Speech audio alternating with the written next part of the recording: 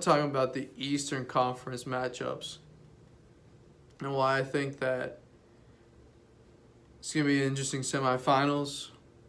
Who do I have that I think is going to win or at least prove their case?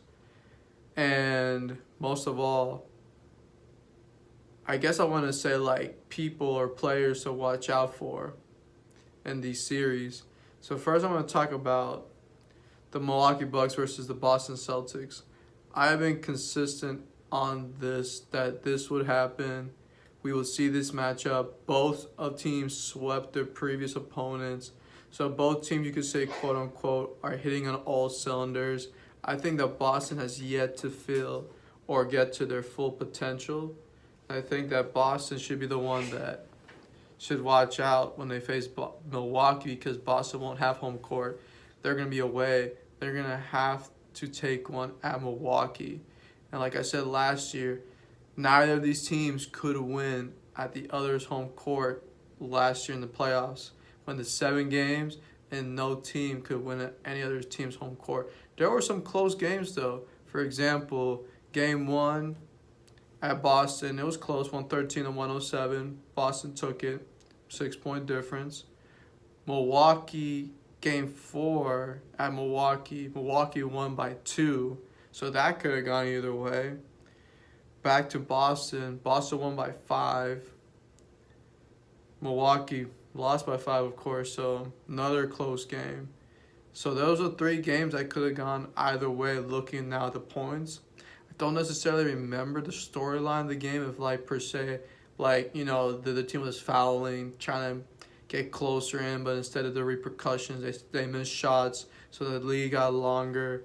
But we know at least in one of them, the 2-point game, that it could have gone either way, and that was at Milwaukee. So Boston has a chance, I think better chance than Milwaukee. If they were to steal a game, Boston could do that, yes. But I think that this game and the series of each game will be like last year, where the home team will defend home court. So I do see and feel like this is a 7-game series, specifically with the injuries that both teams have now gotten. Not like last year, though, for Boston, that they lost both of their star players. But without a Marcus Smart, kind of like the heart and soul of that team, and without, for Milwaukee, perhaps he will be back for the series. Not yet so sure. We have not updated on him. Malcolm Brogdon, a huge uplifter for that team. If they got him back, I don't even think it would be a 7-game series. I think it would end maybe even 6 or even 5, because Malcolm Brogdon is a 3-and-D player, and he could defend from Jalen Smith to Kyrie Irving pretty convincingly and knock down those sharp threes.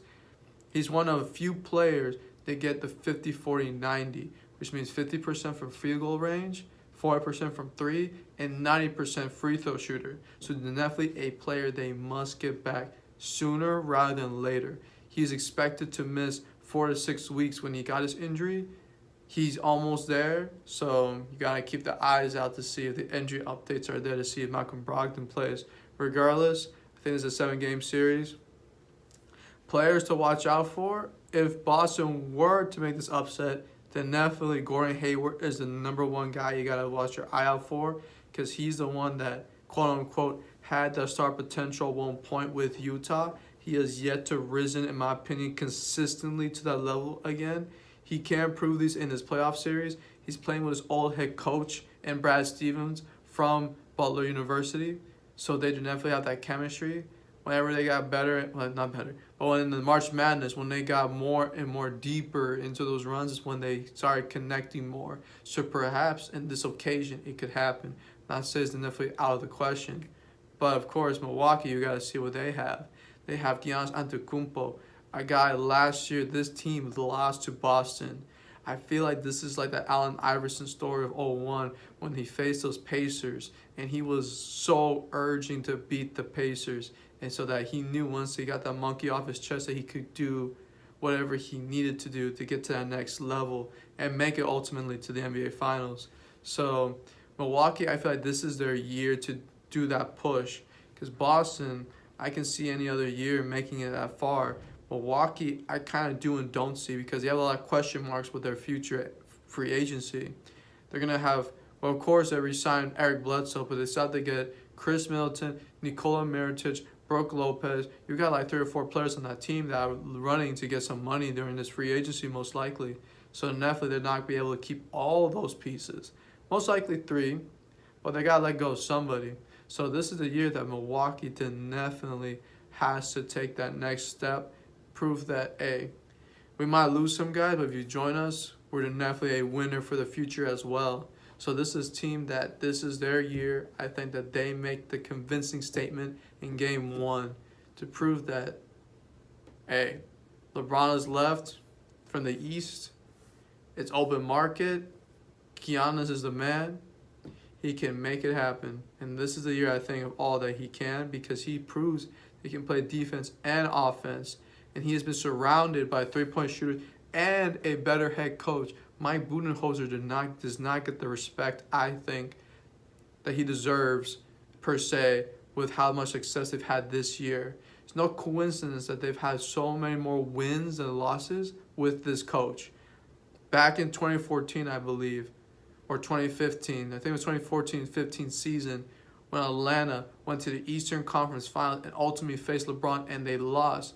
But without Mike Budenholzer's great planning of introducing that 3, because Atlanta, back in those days, they were starting to introduce, just like the Warriors, starting to have more 3-point spread out. They had a Kyle Korver, a Jeff Teague, a Paul Millsap, a Al Horford. They all could make the 3-point shot.